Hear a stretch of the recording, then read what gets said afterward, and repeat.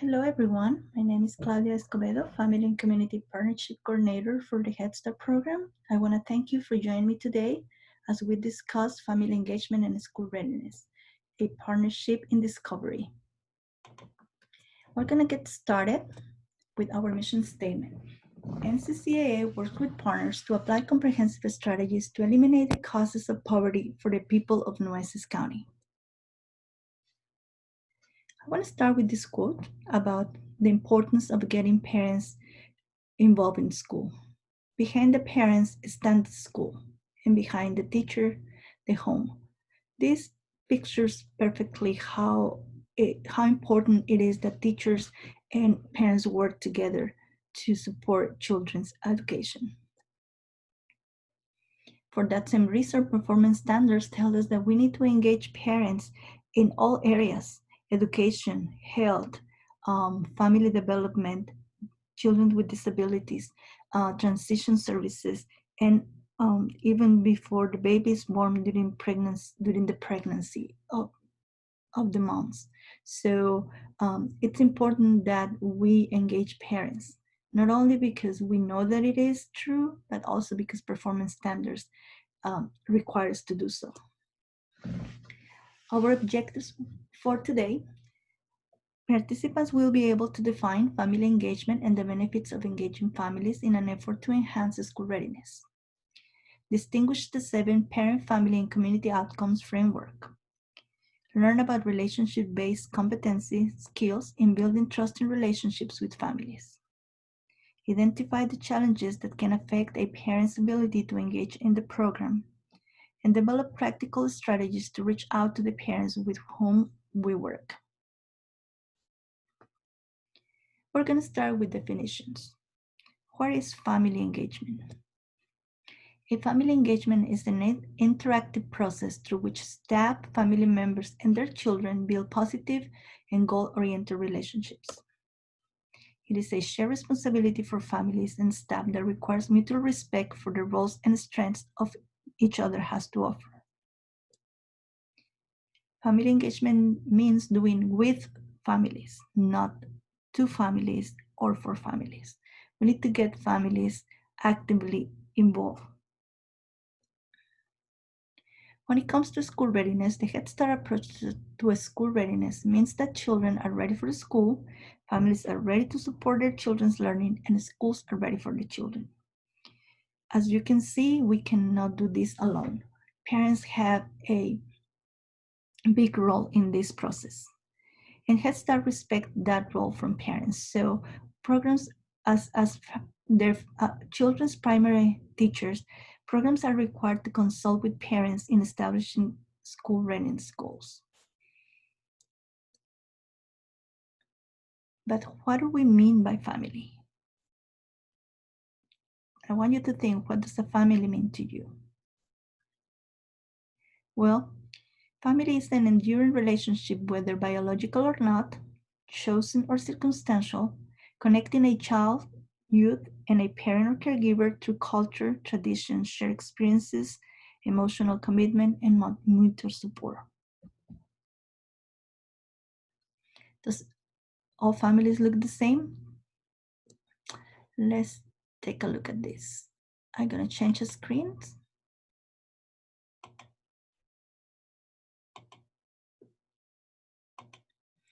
And I want you to see what is a family.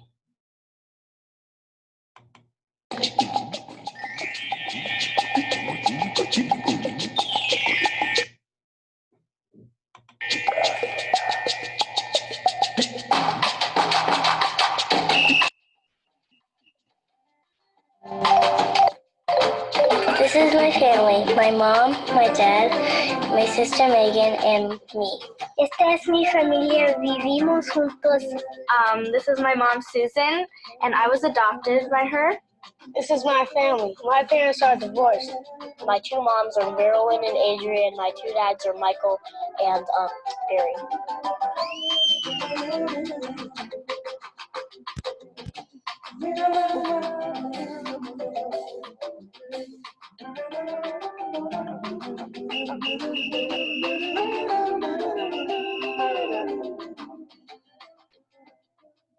There's all different kinds of families. My dad's Chinese American and my mom's German American. My parents aren't the same race, but they can still be married. Doesn't mean you have to be a rat to marry a rat. You can be a rat and marry a mouse. When you just have one parent, if you get in trouble, only one person gets mad at you, and only one person nags at you. So I think I'm pretty lucky. I go get your plates. My grandma's my guardian. That means the person who is not my real parent but is taking care of me. When you're adopted, your parents keep you their whole entire life. They don't rent you. They keep you and they love you and they take care of you until you're really big and really old. My dads are gay, and gay means where two men or two women love each other. It's sort of just like having a mom and dad who love each other. It's just that it's a man and a man, or a woman and a woman. Sometimes kids use mean words for gays and lesbians, and that hurts my feelings. I wish people knew that it was okay to be different. Divorce is when your parents aren't married anymore.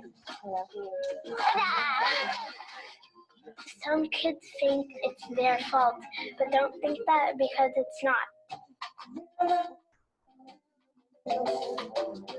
My family is special because we love each other. They're always here for me when I need them. They're always caring for me. My dad's in a wheelchair, but it doesn't really matter because he still loves me and my family still loves me, and that's what a family is all about. There's so many different ways to be a family. It doesn't matter who's in the family, but it matters that you love each other and take care of each other. That's a family.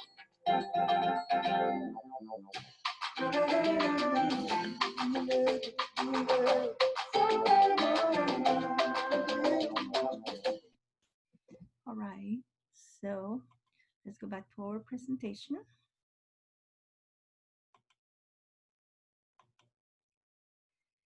Well, as you can see, families come in all different shapes and sizes.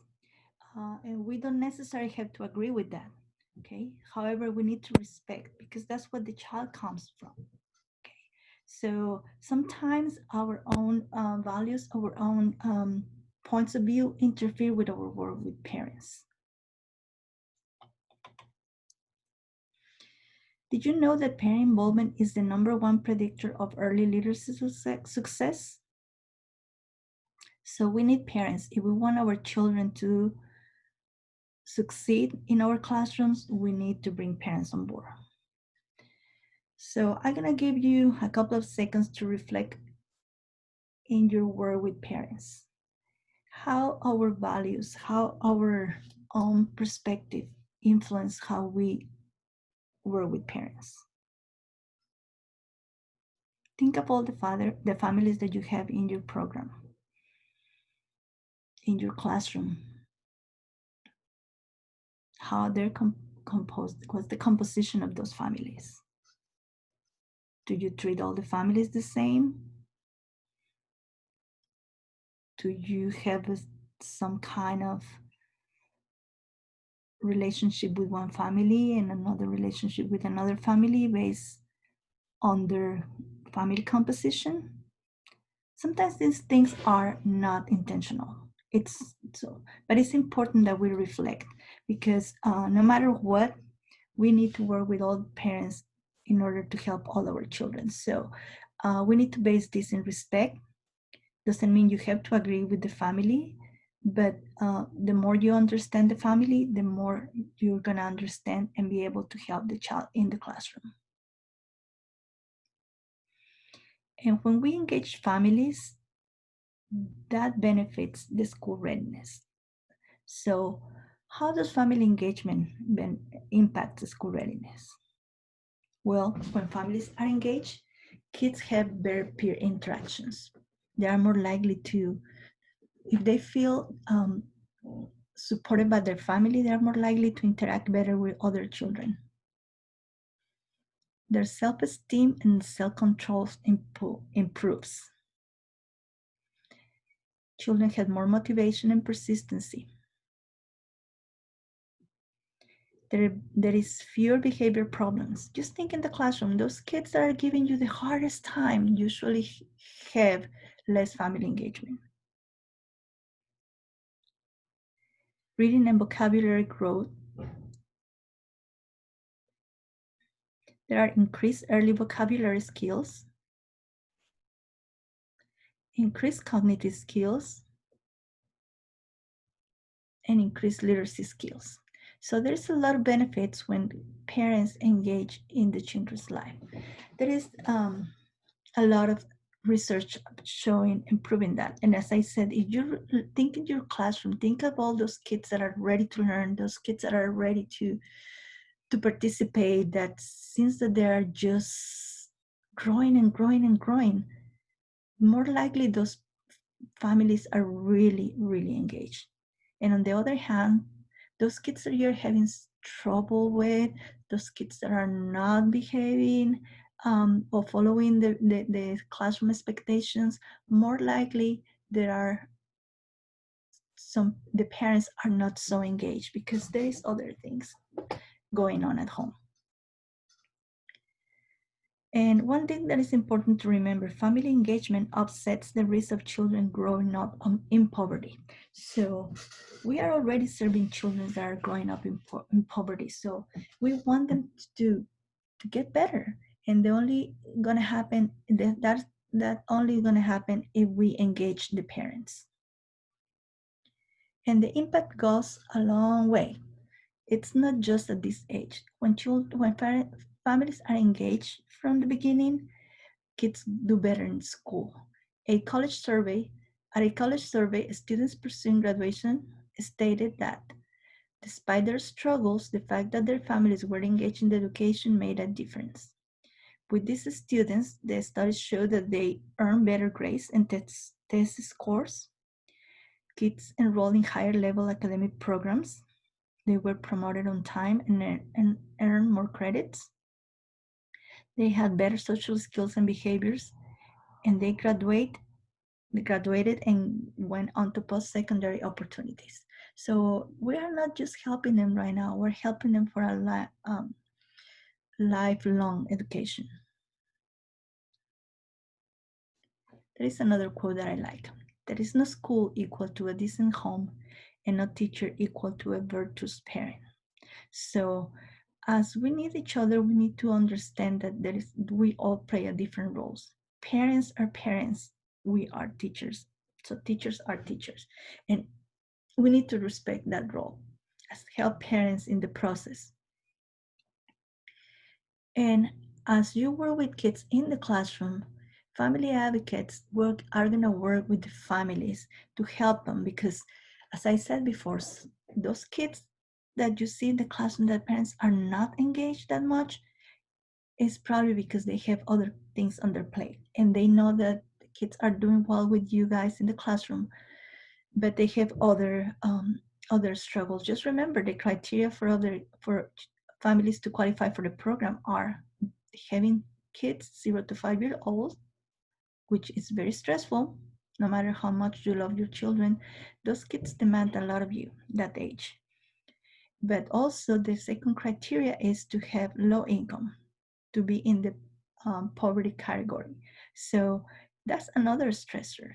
And sometimes parents don't worry so much at school at this age because they have other concerns in their mind. So family advocates are going to work on these 7 outcomes in order to help families. Okay. The first one that we're going to talk about is family well-being. And that is a strong indicator of school success. If the family is doing well, the child is going to do well. But what does family well-being include or refers to? Well, it means that families are safe, healthy, they have opportunities for educational advancement and economic mobility, they have access to physical and mental health services, housing and food assistance, and other support services. So it's pretty much the basic needs met. And when families are healthy, safe, and economically stable, the children's health and well-being can thrive. So if families have any of these concerns, that's going to be reflected on the child's performance in the classroom. So that's what is very important. As I said, family advocates work with the families, but sometimes teachers get a closer connection or stronger connection with the family because you have the child and in a daily basis. Family advocates have to work with the families in all the center, in the whole center. You work with the families with, within your classroom only. So sometimes families are going to be sharing with you, with teachers, the their struggles, their concerns, and as that's wonderful, you can always refer families to the family advocates so that they can help them to develop those goals, to make those referrals, to help them find a way and resources to meet their needs. Another outcome that we want to focus on is positive parent-child relationships. Children benefit from caring, responsive, and stable relationships. A strong relationship with their parents promotes development, learning, and increases school success. Relationship with parents help children learn to develop connections with peers and other adults. Supportive relationship with parents also help children learn to manage emotions, cope, problem solve, and resolve conflicts. So we need to encourage a strong and positive parent-child relationship. That's why our family engagement efforts should include valuing, respecting, and supporting families. Because at the end of the day, you have heard me saying that before. At the end of the day, the child goes back home. And if at home the child doesn't have those strong relationships, those positive relationships with their parents, they are going to suffer.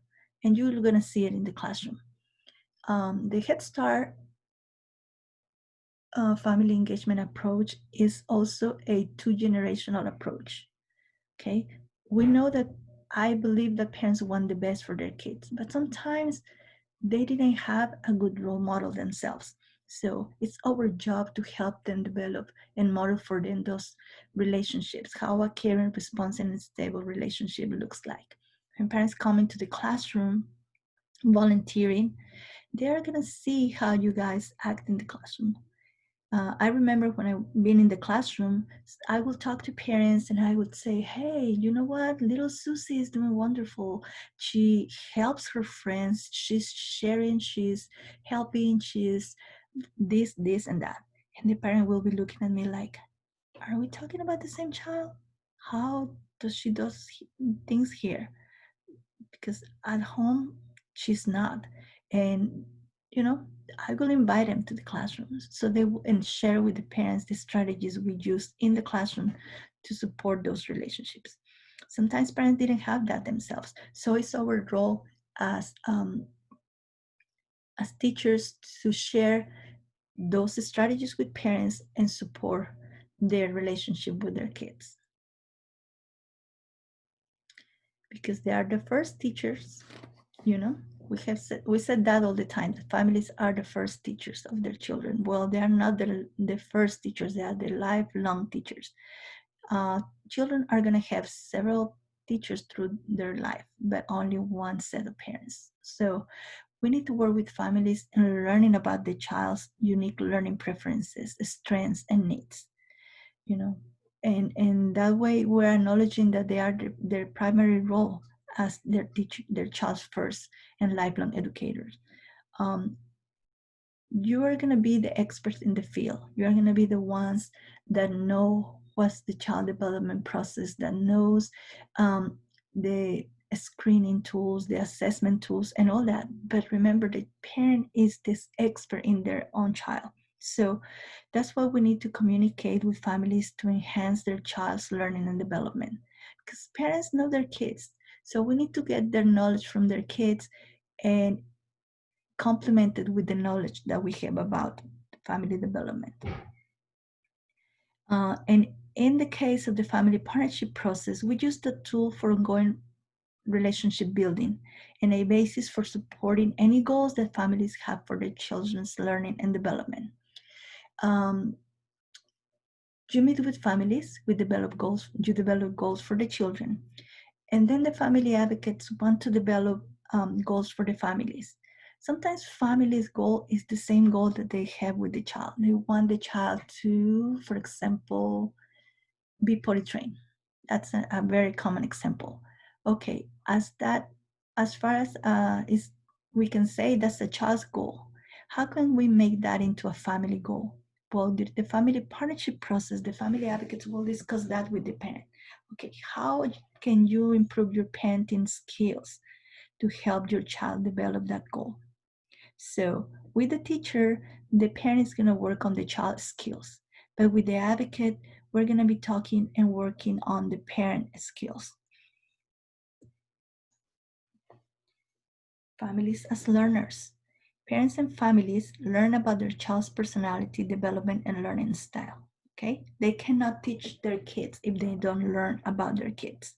But also, we want to help the parents advance their own learning interests, in further their education, maybe attend trainings or have other experiences that support their parenting, careers, and life goals. A lot of our families, especially moms, stop working when they find themselves with a baby because if they have to pay for childcare, that's very expensive. It's extremely expensive. So if they didn't finish their education, they cannot afford a job that can get them enough money to pay for childcare. So they stop working. Well, when they qualify for the program and their kids get free education, we take a we remove a barrier from them. And now we meet with them and say, okay, mom, okay, dad, now that you have free care, your kids are being taken care of in a school setting, what can you do? What do you want to do and how can we support you? So once again, the family partnership process is the tool to use that um, relationship building and help families advance their own learning interests and goals. Then we talk about family engagement in transitions. And we're going to have a separate training just for this topic. But it's very important that we encourage and advocate for the child's, and we encourage families and parents to advocate for the child's learning and development and as they transition to new learning environments. It's not easy, okay? But there is a lot of research that shows that when children and families participate in transition activities, children display more of the skills needed for school success. As I said before, we're going to have another training on family engagement in transitions and the importance, all the benefits, and all the strategies that we can do. I just going to remind you that it's very important, and we're going to start from the beginning of the school year. Family connections to peers and community is another outcome. Parents and families form connections with peers, mentors, and other community members in formal or informal supportive and educational social networks. The family partnership process is used to learn about families' formal and informal networks for support, information, and learning. Group activities, training, parenting sessions, mentoring programs, community-based support groups, and events that address families' common interests and concern are ways that we can encourage families to build those connections. I just want you to think that is like the support group for families. Think about a situation or a time when you were struggling with something. When we struggle with something, I always feel, or at least when I struggle with something, I feel that I'm failing, that I'm not doing well. If I have something that is giving me hard time and I cannot figure it out, I cannot solve, it bothers me. It makes me feel failing. But if I find somebody else that comes and tells me, you know what, I have the same problem, I've been dealing with the same situation, I feel a little bit of relief. And I like, okay, I'm not by myself. I'm not the only one. It's not me. Maybe this is really hard to do. And that's the reason we connect parents to other peers. We want them to find parents that are going through the same situation, first of all, raising little ones, Also, living in a low-income budget and needing things in the community. So we don't offer everything. We offer childhood education, early childhood education, but parents need a lot of more things than that. So we connect them with the community, and in order to build their support.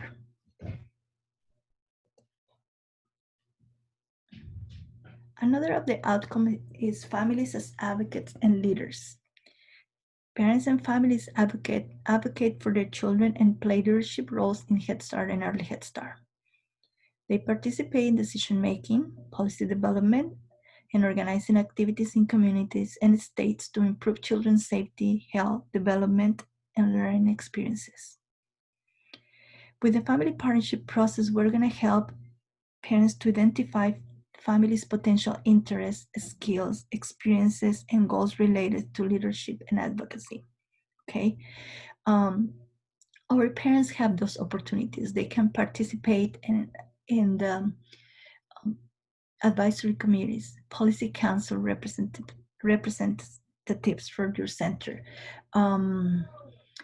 They can not only, and we encourage them to participate on those, but also in citywide or statewide organization and activities, because it's proven, once again, they are the expert for the child, and nobody's going to speak better for the child than the parent.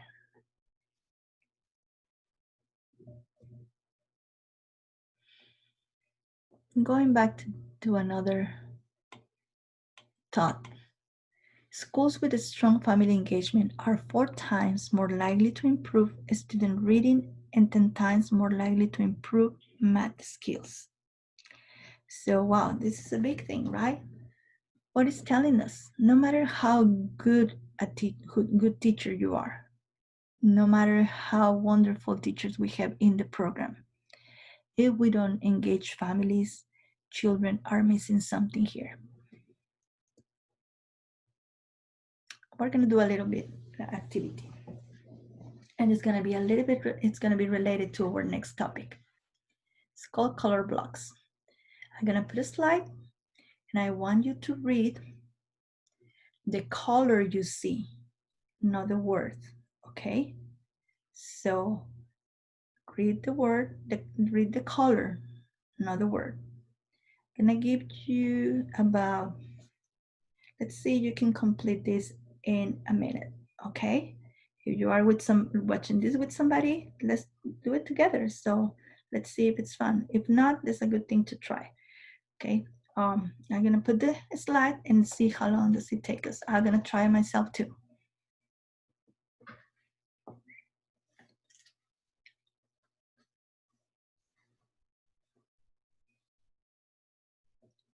Remember, we're reading the color we see, not the word.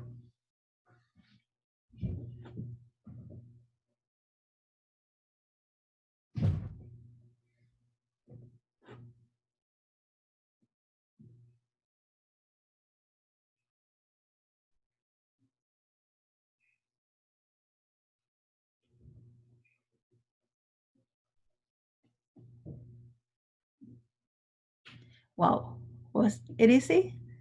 I could do that at the beginning, but in the middle of the page, I was kind of like, okay, what am I reading here? So it's not easy, right? Because we're seeing one thing and reading another thing. What does this has to do with this training? Well, to build a relationship with parents, we need to build clear communication and trusting parent-teacher relationships, okay? To build that strong relationship, we need to base it on clear communication. And that's what happens sometimes. Sometimes we see some things and read other things. What we see is not what it is. So we get confused. What's the importance of building clear communication? Well, it's going to provide with continuity between home and group settings and its transitions between these settings. It's going to prevent you from misunderstandings. It's going to reduce challenging behaviors. It's going to increase the likelihood that families will stay in the program. It's going to improve teacher and work satisfaction. When you and your families are on the same page, you feel like, yes, this is what we want to do. It's going to reduce teacher turnover. It's been a big thing right now, right? We're losing a lot of staff coming on board, a lot of stuff going on. Well, probably it's because we don't have, one of the factors might be not having clear communication with families. And also it's going to improve continuity of services for families and programs. Think about it. Sometimes a lot of our relationship with parents can be based in misunderstanding. We are human beings. So I might say something and then something else can be understood. Okay? That's what I did, that little activity. Make you feel that just because you see something doesn't necessarily mean that's what it is. So we need to talk, open our lines of communication with families. So if we know it is important, I want you to think, what's the reality? Once again, I want you to reflect back on your classroom, the families that you are currently serving, if you are in the Head Start program, early Head Start program and still providing services, or the families that you had, for those of you that are in the Head Start program and the school year, it's over, okay? What does it look like? What is your relationship with families? Do you have any misunderstandings?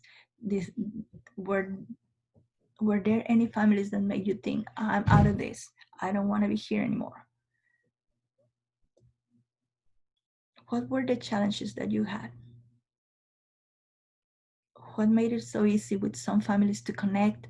Because I know that I was in the classroom and I know we could connect with some families so easily, and other families, oh, it was a struggle. It was like, okay, I'm trying. So stop and think, what were the challenges that you had? What did you miss? Okay, what did you could done better? What could you said instead of this and that? What could have happened? Is there anything that we miss in between? What can we do to improve it? Okay, the good thing about the new school year is it's a new beginning. Okay, and with new beginnings, it comes opportunities for improve. So think about what happened this time, what was under your control that you can improve. What did you learn? Even if it was not under your control, what did you learn? What would you do different this time around to improve your relationship with those families? Most important, what worked? What was the things that you do that worked wonderful? So you can repeat them. Okay, so sometimes we don't have to reinvent the wheel. If something works, keep it. No need to fix it if it's not broken.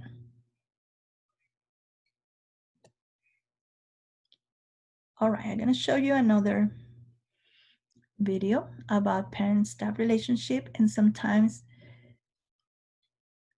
it shows how sometimes it's really hard to develop those relationships. Okay, let me look and go back to my screen with the videos. I love this movie, and some of you have seen it before.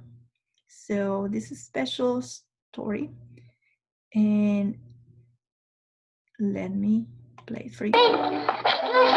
Excuse you for what? I burped. All right, tell me, you're excused. Now go on upstairs and see if little Zuzu wants anything. Zuzu? Well, what's the matter with Zuzu? Oh, she's got a cold. She's in bed. Caught it coming home from school. They gave her a flower for a prize, and she didn't want to crush it, so she didn't button up her coat. What is it, sore throat or what? Just a cold. The doctor says it's The doctor? Was the doctor here? Yes, I called him right away. He said it's nothing to do Is with she it. running a temperature? What is that? Just a teensy one. 99.6 should be all right. Oh,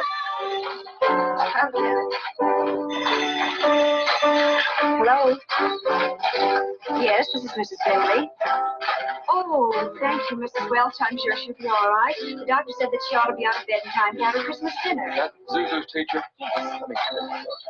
Hello. Hello, Mrs. Wells. Well, it's George Bailey. I'm Zuzu's father. Say, what kind of a teacher are you anyway? What do you mean sending her home like that, half naked? You realize she'll probably end up with pneumonia on account of you? Is this the sort of thing we pay taxes for, to have teachers like you, stupid, silly, careless people that send our kids home without any clothes on? You know, maybe my kids aren't the best dressed kids, and maybe they don't have any decent clothes. Oh, that's stupid. Hello, Mrs. Welch. I want to apologize. Hello? Hello? She's hung up. I'll hang her up.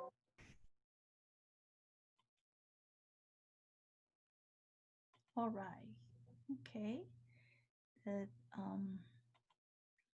go back to the PowerPoint.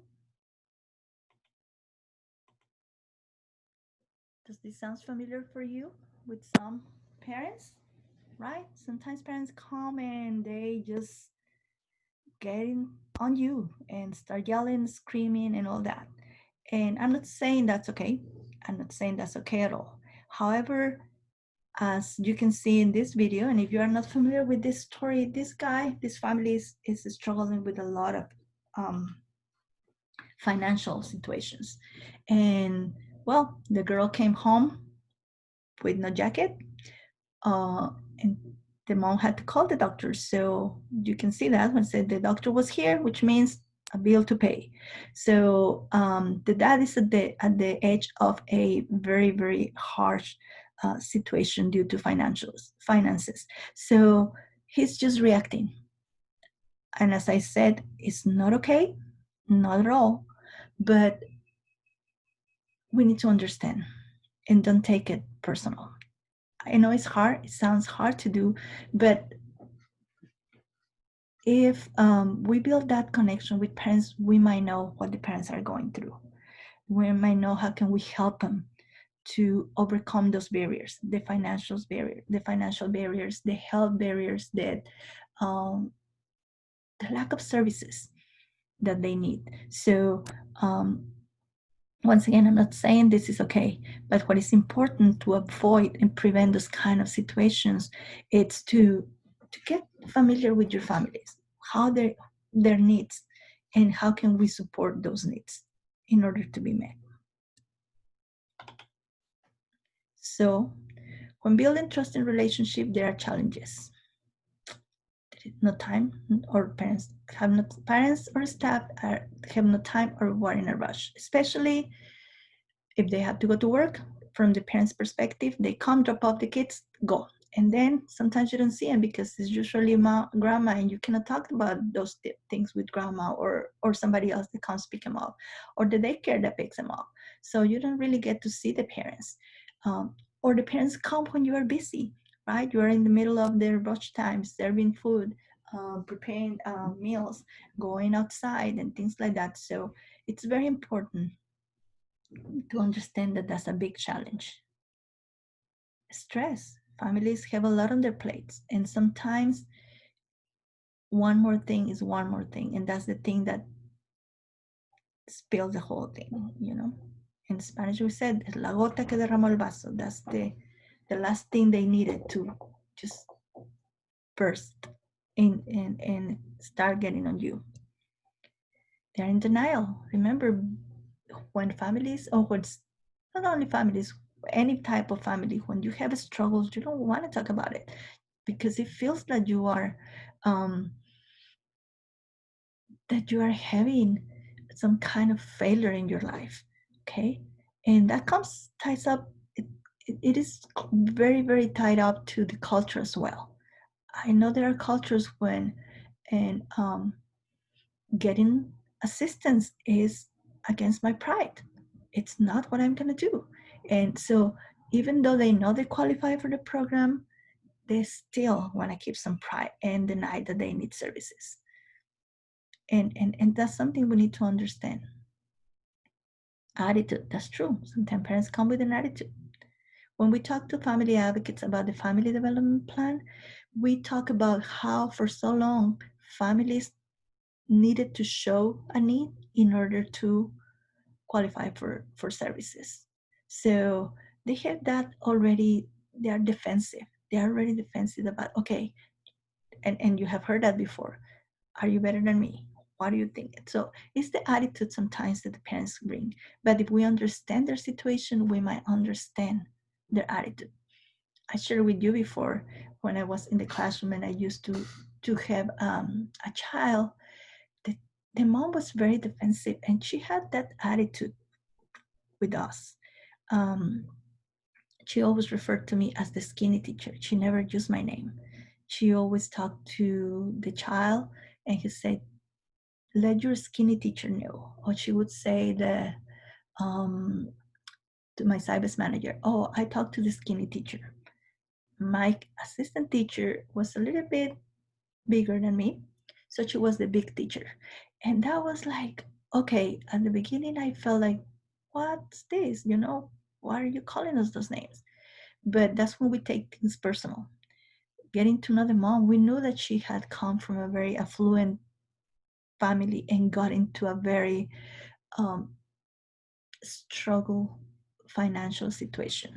So she was defensive, and that's the attitude she had to make herself feel better, I guess. I don't know. But until we understood that situation, we understood what she was going through.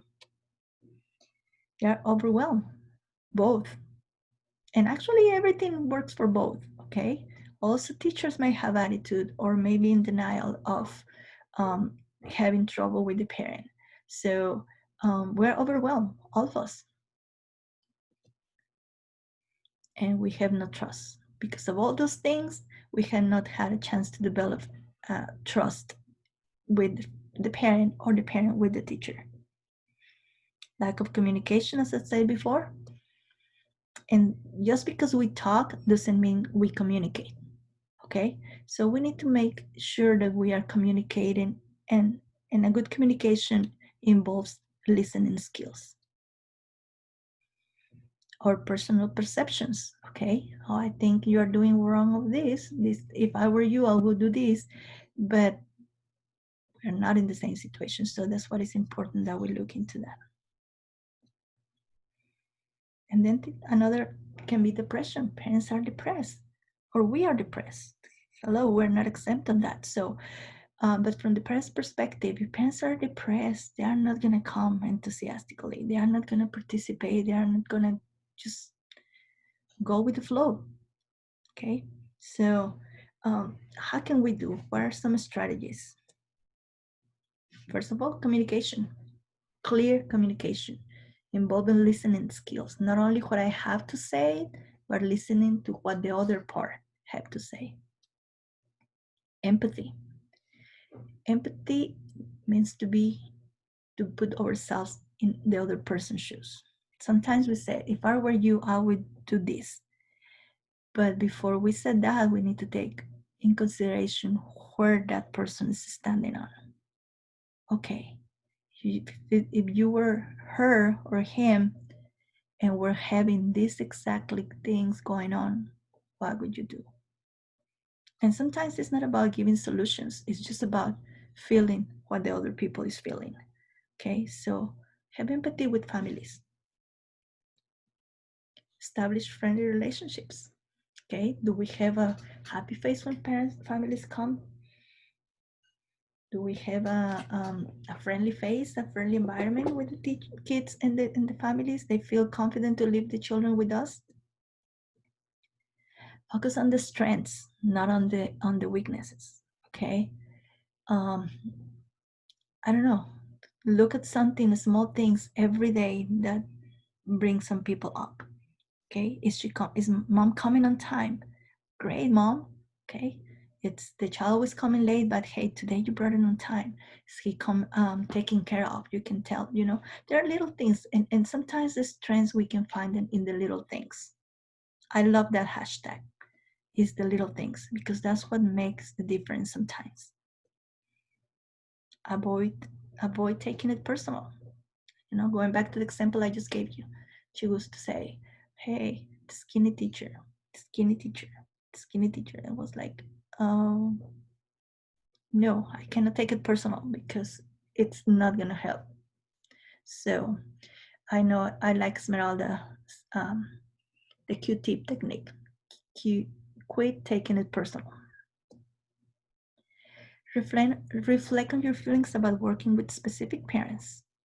Is there a specific parents that you have trouble with? Just because of your values, just because of your perception, just because of your culture.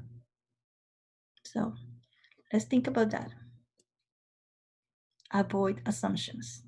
Once again, remember, you can see one thing, but doesn't necessarily mean that's what it is. And honor our open door policy.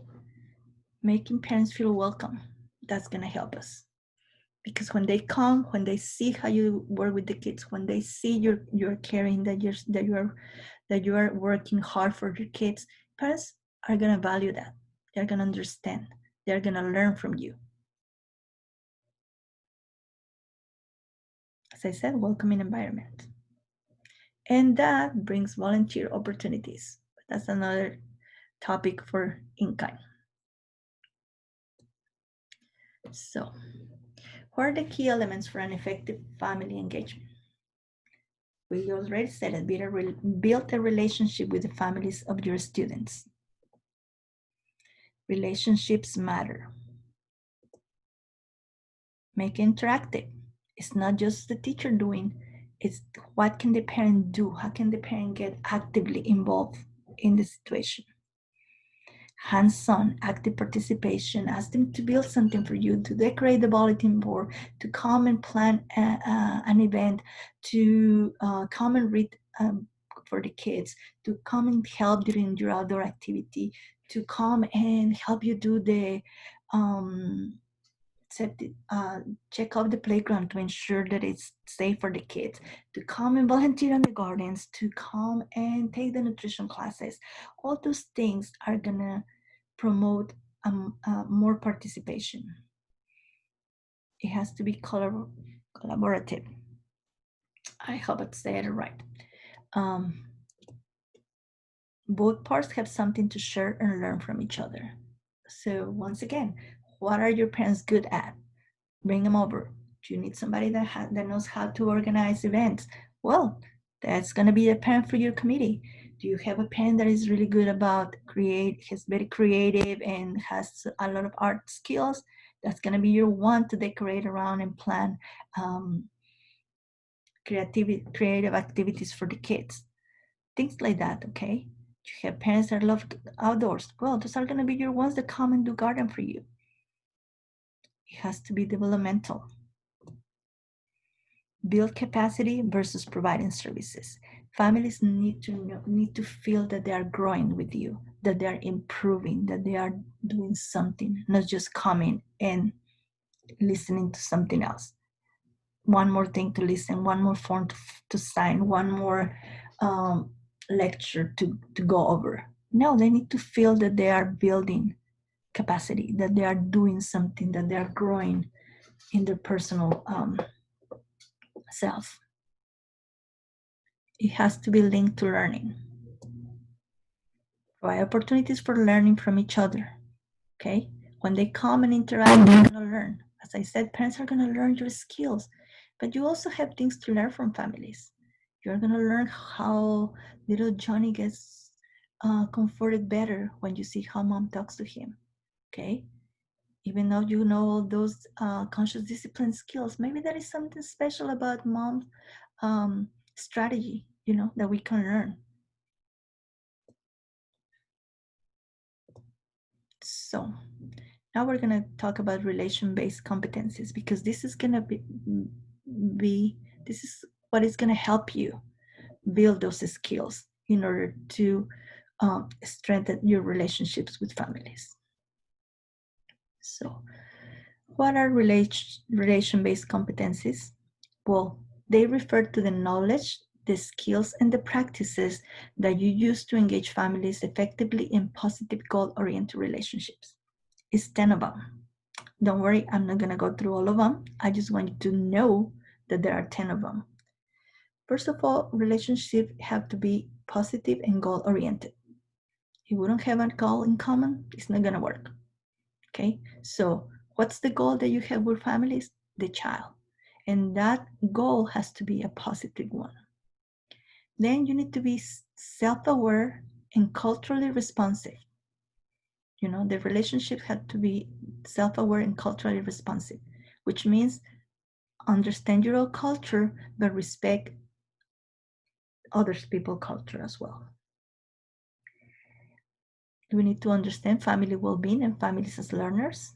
We need to base our relationships on positive parent relationships and families as love educators, family connections to peers and community, family access to community resources, leadership and advocacy. So that's very close linked to the family 7 outcomes framework for families. Services have to be coordinated, integrated, and comprehensive. Okay, and we have here in the Head Start program, we have comprehensive services. We are not separate. We need to have data-driven services and continuous improvement. So what is telling you here, when you do your assessment, your goal, and you share with families the data, the results of the kids, well, that's the purpose is continue improving the child performance. And finally, you need to have continual personal growth. Professional growth. In order to improve your skills, you need to continue growing on your professional skills. For today, we're just going to focus on number 2. Self-aware and culturally responsive relationships. And one big thing when it comes to relationships is the language barriers. Yep. And not necessarily because we speak 2 different languages, but also because, as I said before, we'll hear one thing when people is saying another thing. And I'm going to share another video with you, but I need to go here and share this one.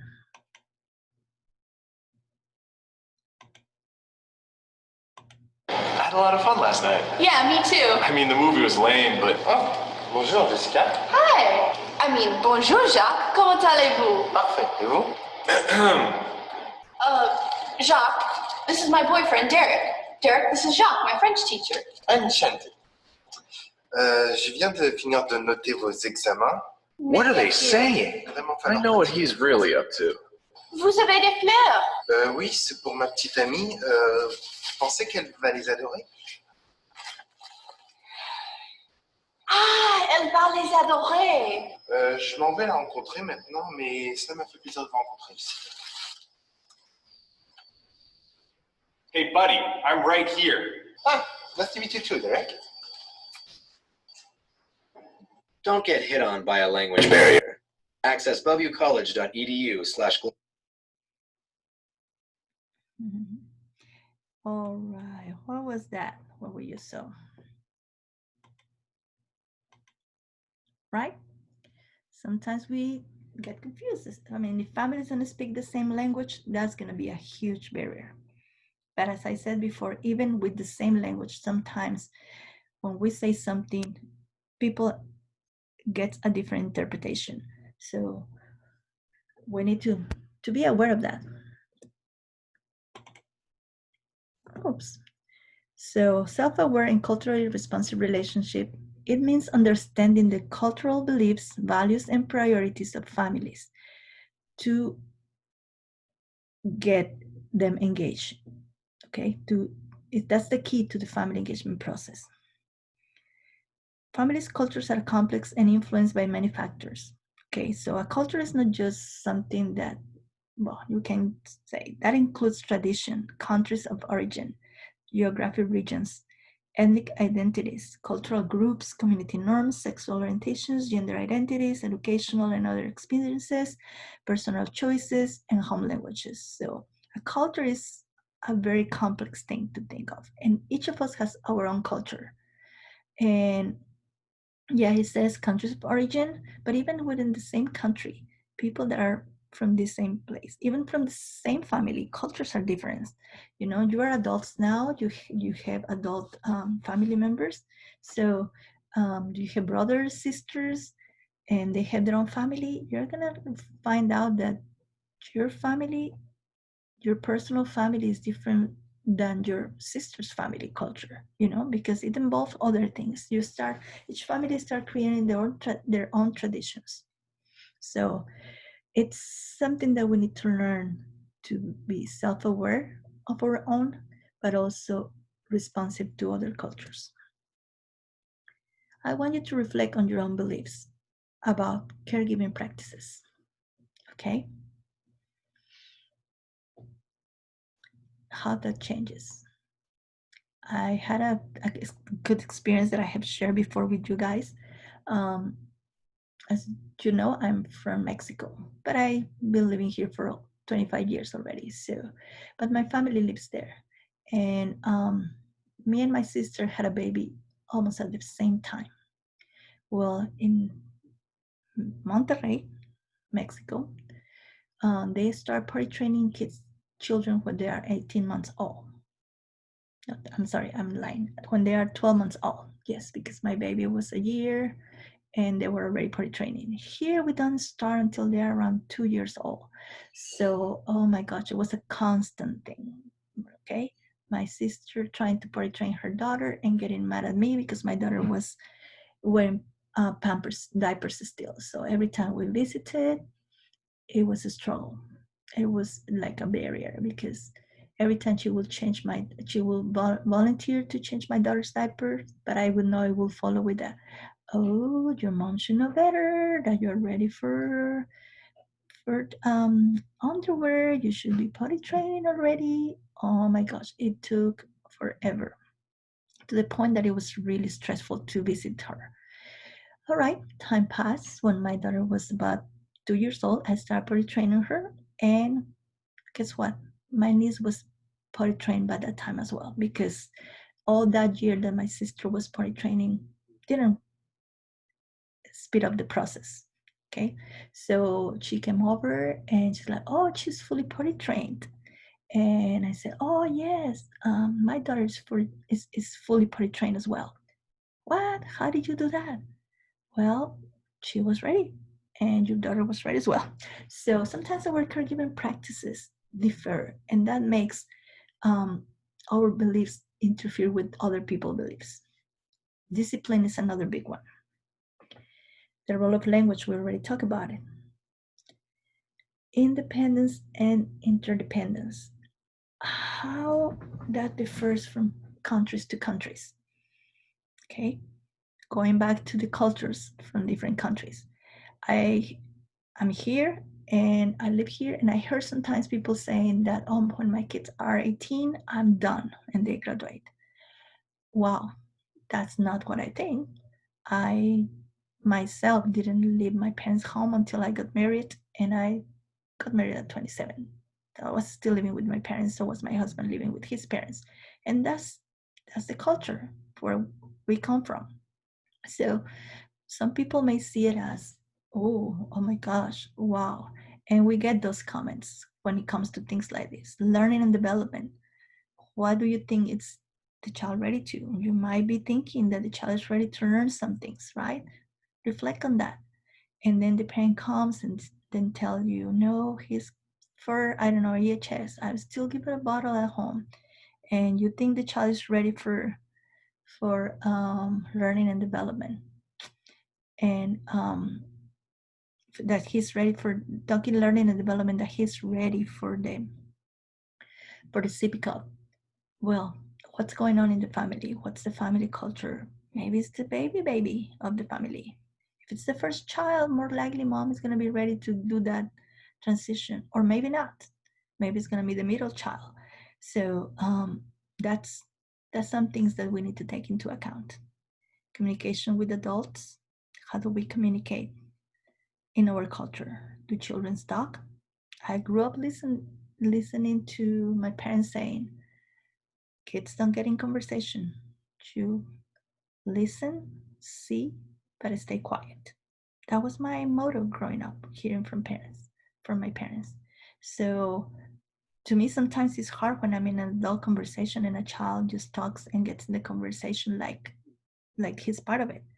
But maybe in some cultures that's how it is. So we need to understand that those are our own beliefs that interfere in the relationship. So it's important that we partner with our families, respecting their culture. I'm gonna share another video with you,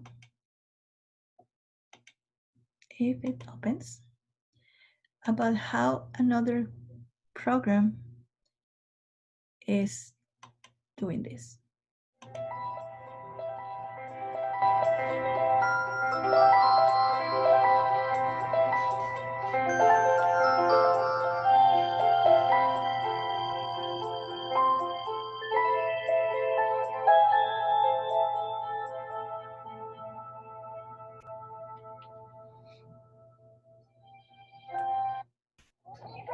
Head Start and Early Head Start programs can become vibrant centers of their communities. Programs, families, and local partners can work together to build the community they want for their children and create a circle of care that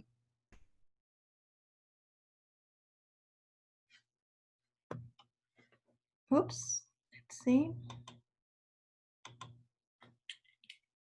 if the video goes.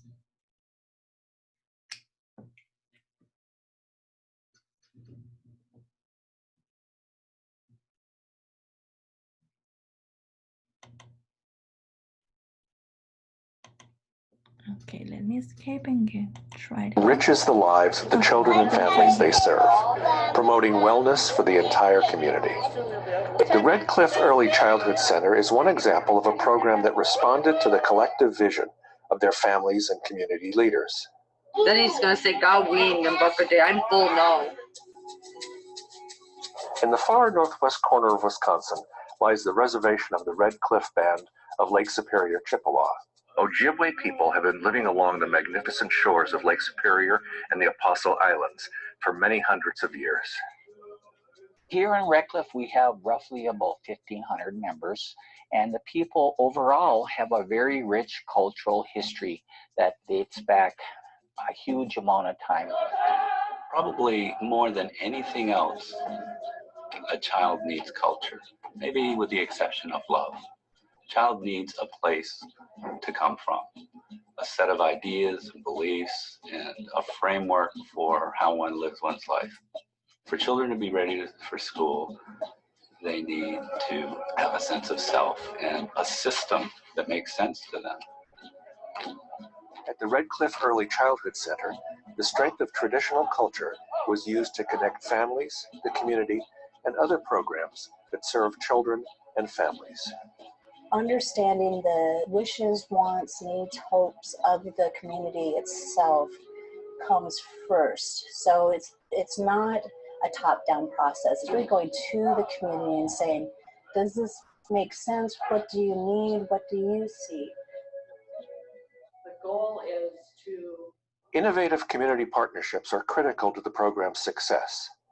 The ECE plays a vital role in a childhood wellness council that brings together tribal leaders and key players from all the major community service organizations. Community is moving towards this traditional cultural system that's being integrated into our lives every day and harnesses resources for the good of the children. We also have TANF, which is the Temporary Assistance for Needy Families, and that would have a lot to do with the ECC and the Head Start programs, those parents. At the core of this approach is the principle that family and community comes first. Coordinating services enhances those services. The teachers really enjoy our support because we do know the parents, we do know the community, we know the resources that are out there. Coordination continues at the center itself. Community health providers make regular on-site visits. Here at the ECC, I do what I call my daily rounds. So I just go into the classrooms and I say hello to the teachers and I check in on the kiddos. Is it kind of contagious after the fact? I mean, you know how long it runs? Oh, right. No, it should be mostly contagious right at the beginning. Okay. All right. Almost every day, there's going to be at least one kiddo who has some kind of an issue. A sore throat, they're sick, there's a rash. Having Anna, our nurse practitioner, come in once or twice a week, she comes in it's been really nice because it's helped us, that piece that was missing with calling the parents and knowing when to call the parents. Oh, we're going to take a look at your teeth. Dental screenings and treatments are done regularly at the center. What's this called? What's that? Mental health and special needs assessments are routinely conducted. This integration of services has made a big difference for families. I had a hard time, but Early Childhood Center helped me get a home with my children, with some problem solving, with coordination of services for my children's special needs. The ECC is kind of like a hub of Redcliffe. I mean, you can come here for assistance. You can come here for education. You come here for some of us, it's part of your social life. Excellence in early education is crucial to Head Start's success. We implement evidence-based curriculums here in the Head Start and Early Head Start programs. And we supplement it with our cultural traditions. They work hand in hand together. Families wanted to revitalize the language and teachings of their culture. Yes. Head Start listened and responded. Growing up on the East Coast, I know what it's like to go for 14 years of your life not really feeling like you know where you belong. You say bonjour. Oh. It began with language immersion. Do you have a gaji games at your house? Yep. Every day, the children come here and they're immersed in the Ojibwe language. With the language, the culture is tied right into the language. Signs are in Ojibwe. Traditional artwork is on the walls. The children are taught to respect their culture. If they don't have something where they can go back to and say, I know why I respect theirs. I know why I respect my elders. I know why I put a same out every single day. I know why I pray. I know who I am. I know why I speak my language. If they don't have that, then you feel so lost. The center builds on this excitement with a host of family activities. We do a powwow here at the Early Head Start, a traditional powwow. We're all going to drum together. Children and parents love it. It's a lesson for any community and every culture. In this community, we see children from a tribal community getting a sense of their culture, their language, and the system of meaning around that.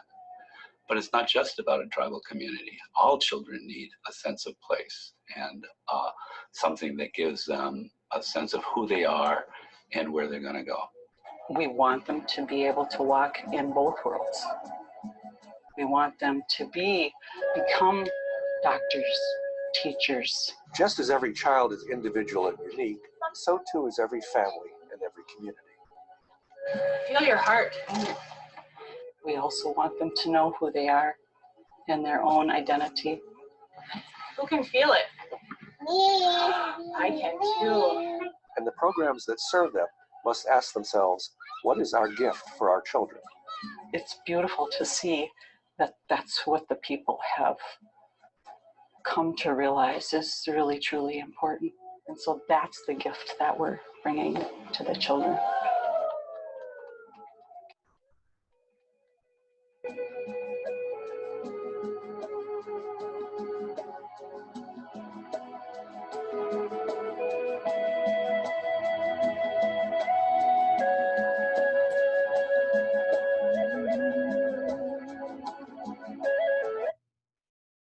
All right, I'm going back to here.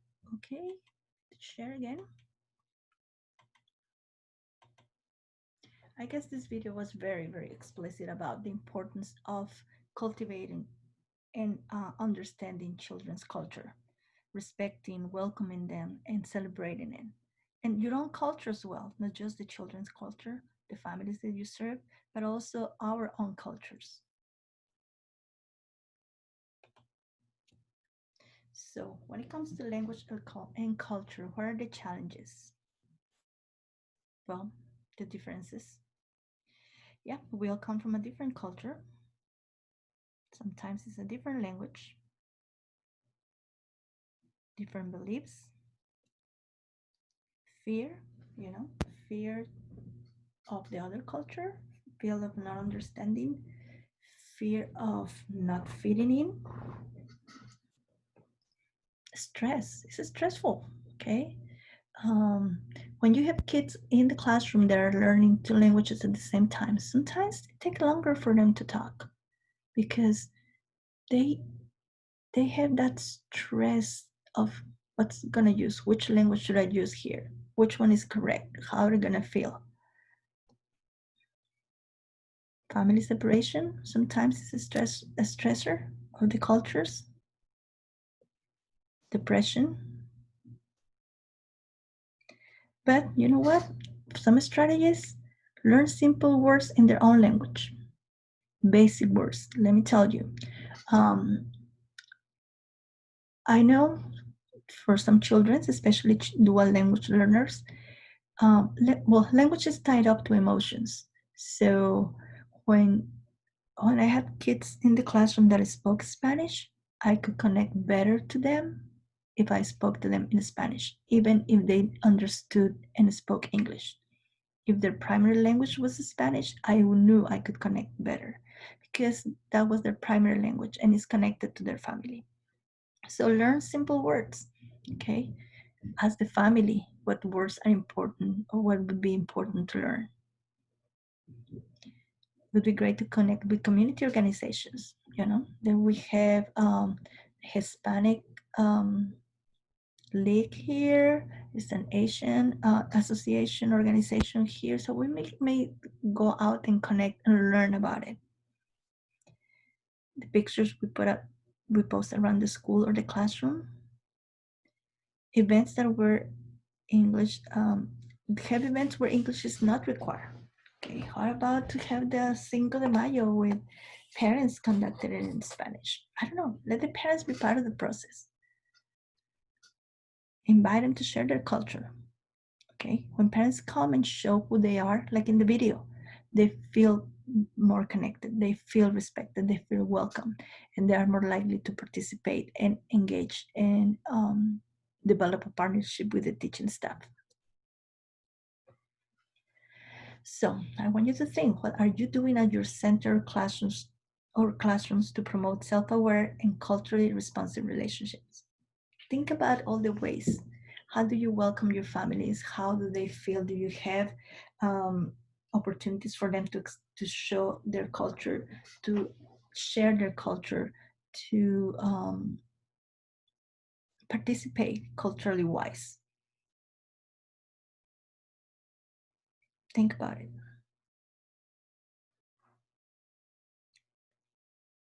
How do parents respond when you've done something like this?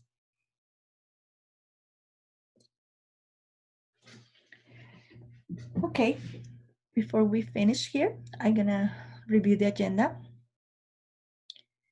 Family engagement is an interactive process through which staff, family members, and their children build positive and goal-oriented relationships. That is true. When families are engaged in children's education, children are more likely to enroll in higher level academic programs, get promoted on time, and earn more credits. That is true. Family well-being is a strong indicator of school success. True. Relationship-based competencies refer to the knowledge, skills, and practices teachers use to engage families effectively in positive goal-oriented relationships. That's true. I want you to list 3 challenges that might affect parents' ability to actively participate in the program. And as I mentioned some, I want you to think of the ones that you have encountered. What challenges have you encountered that have affected the families you have worked with to actively participate?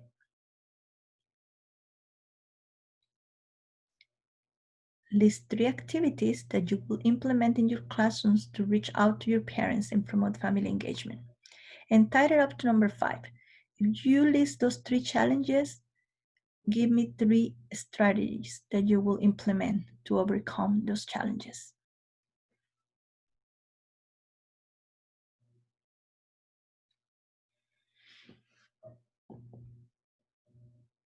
Okay. Well, that's all for me today. I want to thank you for listening. I want you to know that if you have any questions or any concerns when it comes to the family engagement, please let your manager know. Managers will collect all the questions that the staff might have and email us so we can answer those questions. Okay. Once again, thank you so much for listening. Have a good day. Stay safe. Take care of yourselves. Hope to see you later. Bye-bye.